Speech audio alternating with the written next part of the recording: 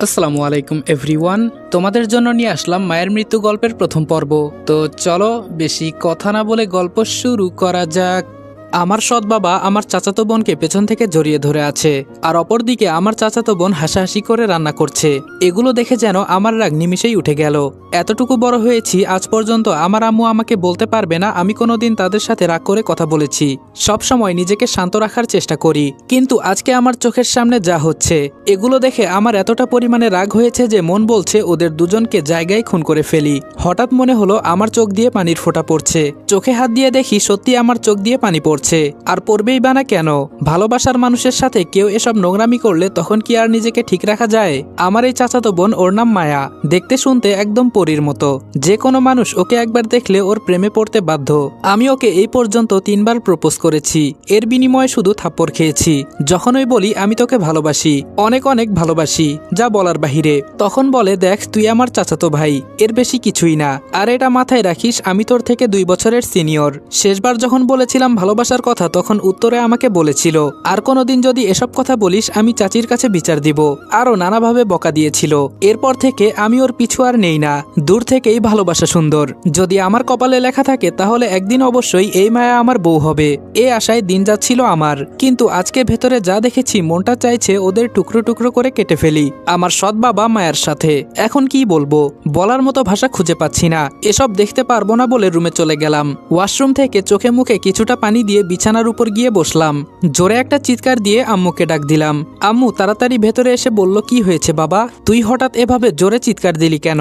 আম্মুর পেছনে পেছনে আমার চাচাতো বোন আর আমার সৎ বাবাও চলে আসলো। তবে মায়া কাপড় ঠিক করতে করতে ভেতরে ঢুকছে, যা দেখে আমার রাগ আরো দ্বিগুণ হয়ে গেল। আমি এবার জোরে চিৎকার দিয়ে বললাম, 10 মিনিট হলো আমি বসে আছি, কিন্তু আমার কফি এখনো আসে নাই। তোমরা সবাই কি করছিলে? আমি কি ঘুম থেকে উঠে এখানে সারাদিন বসে থাকবো নাকি? আম্মু আমার কাছে এগিয়ে এসে বলল, বাবা তোর হঠাৎ কি হয়েছে? আমি সাথে সাথে আম্মুর হাত সরিয়ে বললাম, তুমি ছোবে না আমাকে, আজকে সকালে রান্না করতে কে গিয়েছিল? মায়া ভয়ে ভয়ে বলল, আমি। এবার আমি মায়ের দিকে চোখ গরম করে বললাম, আমি কি এই বাড়ির কাজের ছেলে? আমাকে তোর কি মনে হয়? আর সকালে তুই রান্না করছিলি ভালো কথা, কিন্তু বলতে গিয়েও থেমে গেলাম। দরজার কাছে এবার চাচা চাচিও এসে হাজির। আমার রাগ দেখে সবাই বোকা হয়ে গেল মনে হয়, কারণ কখনোই আমি আমার পরিবারের সাথে এভাবে রেগে কথা বলি নাই। আজকে আমি তোমাদেরকে সবচেয়ে বিশ্বস্ত বুকমেকার ওয়ানেক্স সম্পর্কে বলতে চাই, যেটি পিএসজি এবং সিরিয়ার অফিসিয়াল পার্টনার। এই অ্যাপে আপনি cricket, football, tennis live match দেখতে এবং তাদের স্কোর ভবিষ্যৎবাণী করে সহজেই অর্থ উপার্জন করতে পারবেন। সেই সাথে BMW গাড়ি, আইফোন, ল্যাপটপ এবং আরও অনেক নগদ পুরস্কার জেতারও সুযোগ রয়েছে। এই অ্যাপটিতে আপনি crash, crystal, under and over 21 ইত্যাদি গেম খেলে সহজেই আয় করতে পারবেন। সাইন আপ করার সময় আমার প্রচার কোড রিদওয়ান8 ব্যবহার করে আপনার প্রথম জমাতে 24,000 টাকা পর্যন্ত পান। আপনি বিকাশ, নগদ, ব্যাংক, ক্রিপ্টো, পেপাল এবং অন্যান্য সহজ পদ্ধতির মাধ্যমে সহজেই আপনার জেতা টাকা তুলতে পারবেন।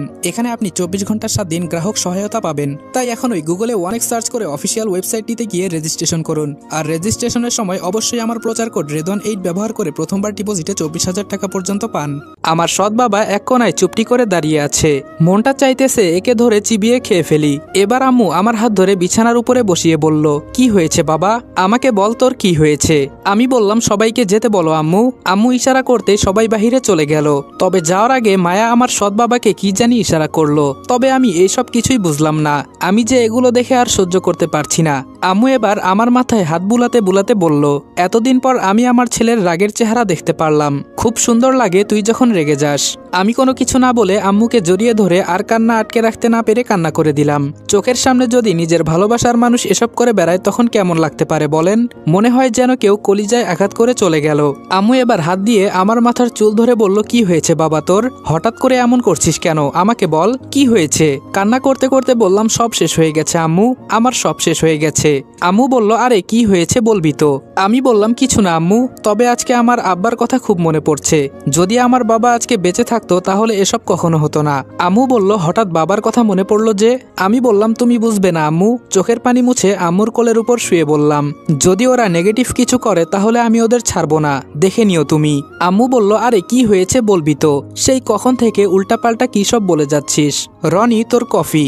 সামনে তাকিয়ে দেখি মায়া কফি হাতে আমার রুমে হাজির হয়েছে।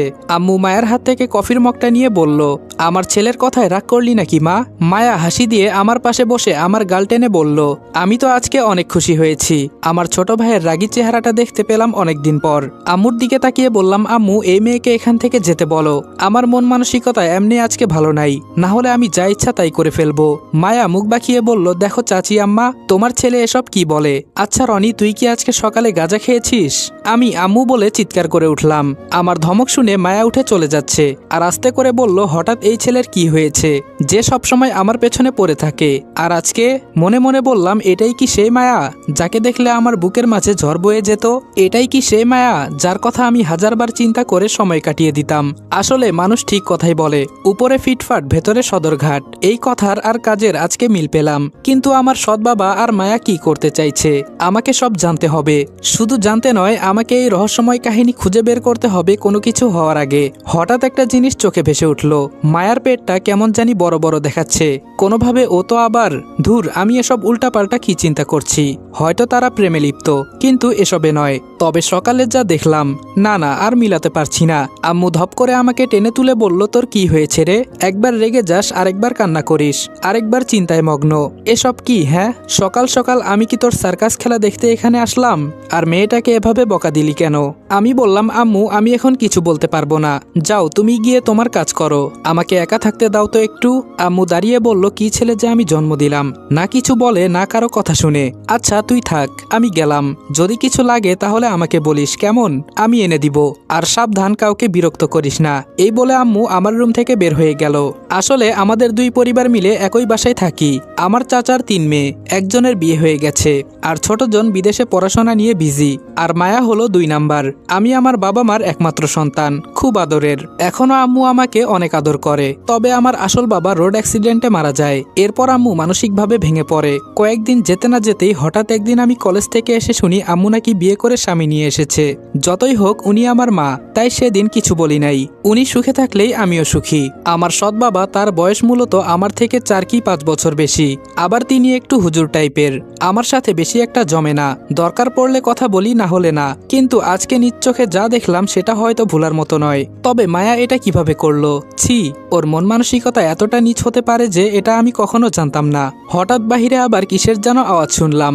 রুম থেকে বের হয়ে দেখি আমার সৎ বাবা ডিজিটাল প্যান্টের সাথে ম্যাচিং করে শার্ট আর জুতা পরেছে। এসব দেখে আমার আম্মু আবার প্রশংসা করছে। হঠাৎ করে পাঞ্জাবি পায়জামা ছেড়ে এসব পরলো কেন? কাহিনী তো কিছু একটা আছে। আমার কাছে এসে আম্মু বলল, দেখতো বাবা, তোর বাবাকে আজকে কেমন লাগছে? আমি আম্মুকে অখুশি করতে পারবো না, তাই ফোনটা কানের কাছে নিয়ে বললাম, মিতু বল। অযথা কথা বলতে বলতে আমি আমার রুমের দিকে যাচ্ছি। আম্মুকে হাতের ইশারা করে বললাম, দাঁড়াও আম্মু, আমি ভেতর থেকে আসছি। ভেতরে গিয়ে আবার বিছানার উপর গিয়ে বসলাম আর মনে মনে চিন্তা করছি আমাকে ওদের উপর নজর রাখতে হবে। দূর থেকে দেখতে পাচ্ছি আম্মুর পেছনে মায়া দাঁড়িয়ে আছে। হঠাৎ দেখি মায়া আমার সৎ বাবার পকেটে সাদা একটা কাগজের টুকরো দিল।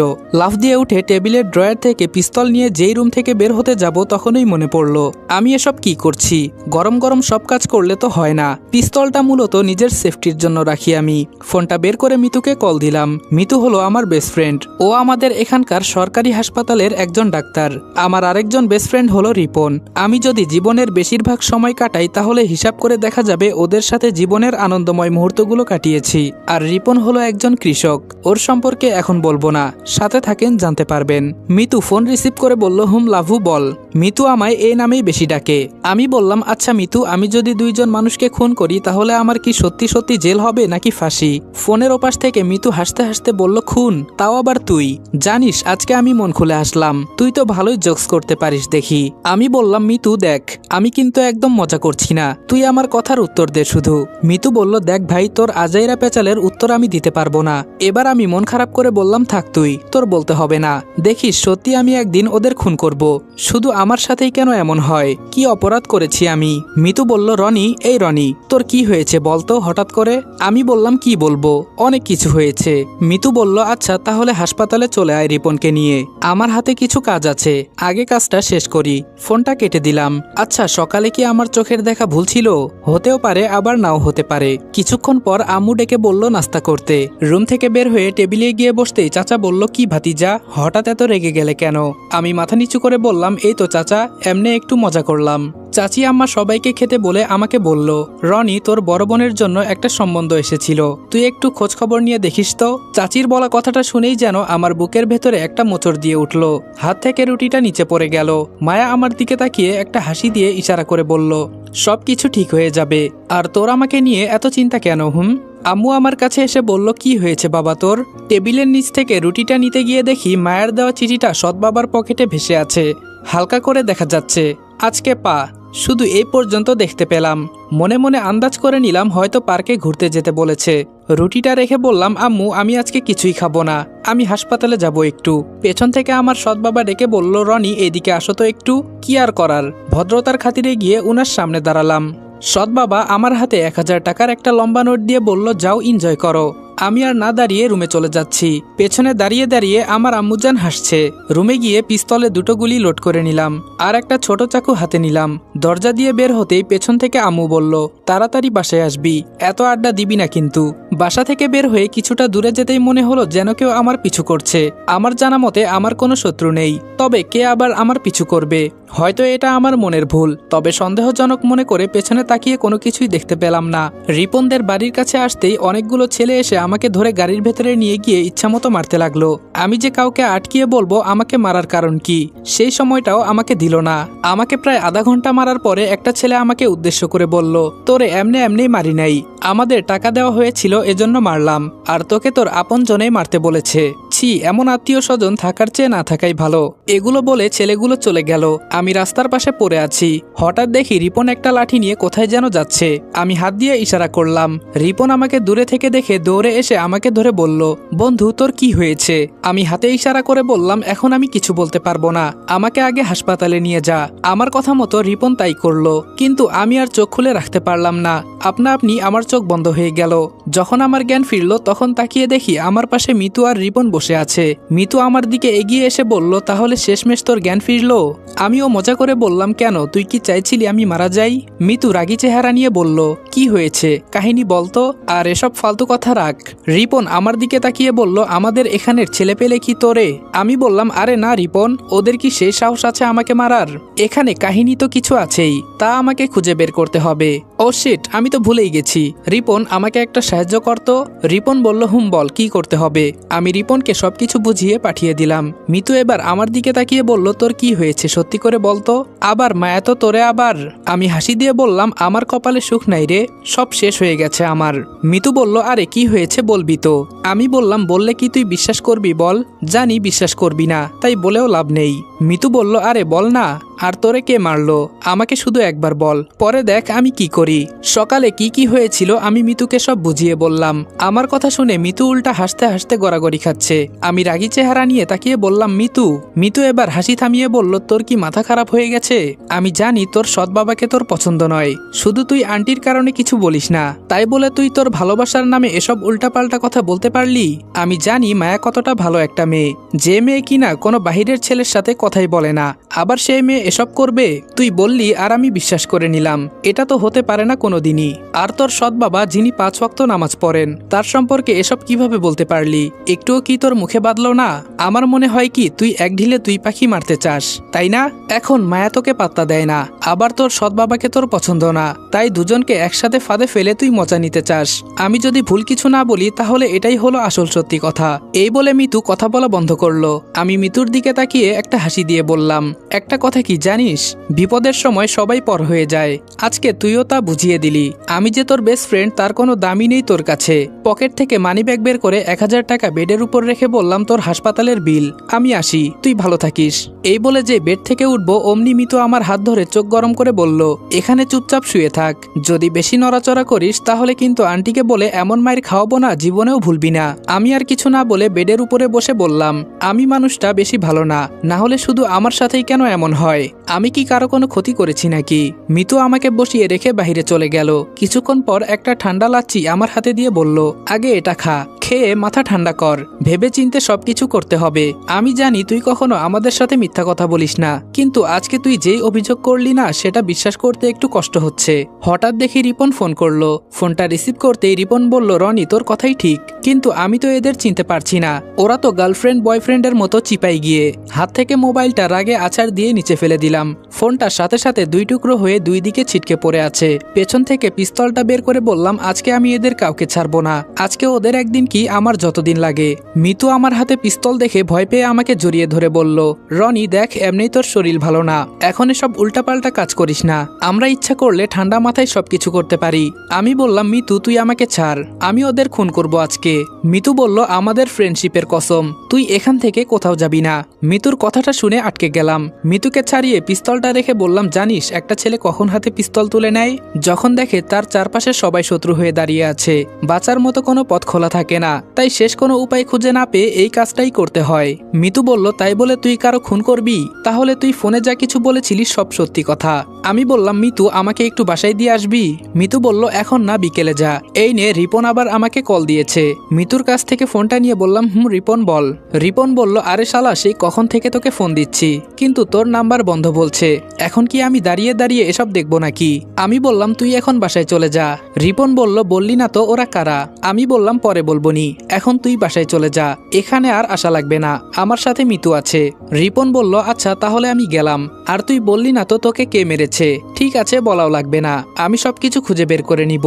এই বলে রিপন ফোনটা কেটে দিল। মিতু আমাকে আবার প্রশ্ন করলো, কিরে কি বলল রিপন? আমি বললাম, কিছু না। মিতু বলল, রাগ করলি আমার উপর? আমি বললাম, এখানে রাগ করার কি আছে? এবার মিতু আমার গাল টেনে বলল, আরে আমি তো মজা করছিলাম। আচ্ছা এখন বল, তাহলে তুই এখন কি করতে চাস? আমি বললাম, কিছুই করব না, আমি মারা যাব, ঠিক আছে? যত সব ফালতু প্রশ্ন করিস। এখন আমাকে বাসায় রেখে আসবি নাকি একা একাই আমাকে যেতে হবে বাসায়? মিতু বলল, চলেন সাহেব, আর রাগ করতে হবে না, এখানে সব ঔষধপত্র আছে, সময় মতো সবকিছু খাবি, তাহলে অবশ্যই ভালো হয়ে যাবি। মিতুর পার্সোনাল মাইক্রোতে উঠে যেতে লাগলাম। হঠাৎ দেখি রাস্তায় ইয়া বড় লম্বা একটা জ্যাম লেগে গেছে। পুলিশ সেনাবাহিনী মিলে রাস্তার গাড়িগুলো সাইড করছে, আর ভেতরে দিয়ে শুধু মাইক্রো আর মাইক্রো যাচ্ছে। মিতুকে জিজ্ঞেস করলাম, কি রে, এখানে কে আসছে আজকে, যার কারণে এত জ্যাম? মিতু বলল, শুনলাম একটা মেয়ে আসবে নাকি, এর বেশি কিছু জানি না রে, থাকবে আমাদের কি। অনেকক্ষণ পর জ্যাম শেষ হলো। বাসার সামনে গিয়ে গাড়ি থেকে নামতেই মিতু আমাকে ধরে দরজার কাছ পর্যন্ত নিয়ে আসলো। কলিং বেল বাজতেই আম্মু এসে দরজা খুলে দিল। আম্মু আমার এই অবস্থা দেখে কান্না করে দিল। আমাকে জড়িয়ে ধরে নানা ধরনের প্রশ্ন করতে থাকে, আমার কি হয়েছে, কে মেরেছে, ইত্যাদি ইত্যাদি। আম্মুকে কোনো রকম চুপ করিয়ে রুম পর্যন্ত গেলাম। বিছানার উপর শুয়ে পড়তেই আম্মু মিতুকে বলল, আমার এসব কি করে হলো? মিতু আম্মুকে দুই পাঁচ বুঝিয়ে দিল। কিছুক্ষণ পর মিতুও চলে গেল। বেচারি সরকারি চাকরি করে, তাই সময় কম থাকে ওর হাতে। আম্মুকে প্রশ্ন করলাম, বাসাটা যে আজকে খালি খালি লাগছে, বিষয়টা কি আম্মু? আম্মু আমার মুখে খাবার তুলে দিয়ে বলল, তোর চাচা আর চাচি কক্সবাজারে বেড়াতে গেছে, আমাদের সবাইকে যেতে বলেছিল, কিন্তু আমি গেলে তোকে দেখবে কে? আর মায়াও নাকি অসুস্থ, তাই যেতে পারে নাই। তোর বাবার সাথে মায়া মার্কেট করতে গেছে, তোকে বললে তো তুই না করে দিস, এজন্য মায়া আজকে তোর বাবাকে বলল। আমিও বলে দিলাম, মেয়েটা কতদিন হলো বাসা থেকে বের হয় না, এজন্য যেতে বললাম। আম্মুর কথা শুনে মনটা চাইছে নিজের মাথা নিজেই ফাটিয়ে ফেলি। এই খেলাটা আর বেশি দিন চলতে দেওয়া যাবে না, তাড়াতাড়ি আমাকে কিছু একটা করতেই হবে। খেয়ে দিয়ে ঘুমিয়ে পড়লাম। যখন ঘুম ভাঙলো, সামনে তাকিয়ে দেখি মায়া আমার সামনে বসে আছে। আমার ঘুম ভেঙে গেছে দেখে মায়া বলল, কি রে রনি, তোর এই অবস্থা হলো কি করে? আমি হাসি দিয়ে বললাম, তুই এসব জেনে কি করবি, আমাকে আমার মতো থাকতে দে। মায়া বলল, তুই কেন বুঝিস না বল, তোর আর আমার সম্পর্ক কোনোদিনই হয় না। মায়ের কথা শুনে রাগে দুঃখে আমার কান্না করতে ইচ্ছে করছে। কোনো রকম রাগ কন্ট্রোল করে বললাম, আমি তোকে বলেছি যে আমি তোকে ভালোবাসি, তুই বলার পর থেকে আমি তোকে এই কথা কখনো বলেছি? মায়া বলল, রাগ করিস কেন? তখনই হঠাৎ করে সকালের কাহিনী মনে পড়ে গেল আমার। আমি কার সাথে কি কথা বলছি? ছি। এবার পা ভাঁজ করে বিছানার উপর বসে মায়ের দিকে তাকিয়ে বললাম, তোর তো বুড়া বেড়া পছন্দ, টাকাওয়ালা জামাই লাগবে তোর, আর বিয়ের আগে কি তোমার পেটে বাচ্চা দেওয়া লাগবে এমন ধরনের ভালোবাসা চাও, নাকি 10 বেটা নিয়ে বিছানায়? মায়া ঠাস করে আমার গালে দুইটা চড় দিয়ে বলল, তোকে আমি এতটা ভালো মনে করতাম, আর তুই কি না? ছি। আমি বললাম, এই নষ্টা, তুই আমার সাথে কথা বলবি না। মায়া আর কিছু না বলে কান্না করতে করতে রুম থেকে বের হয়ে গেল। এখন আমার রাগ কিছুটা হলেও কন্ট্রোল হয়েছে। যদি কথার অর্থ বুঝে তাহলে অবশ্যই বুঝে ফেলবে আমি কি বলতে চেয়েছি। মায়া হয়তো জানে না যে আমি ওর কুকর্ম সবকিছু জানি। এখন শুধু একটা ভিডিও বানিয়ে আমার হাতে পেলেই ওদের আমি খেলার পুতুল বানাবো। আমাকে ভালো থেকে খারাপ বানিয়েছিস, এখন দেখ আমি কি করি।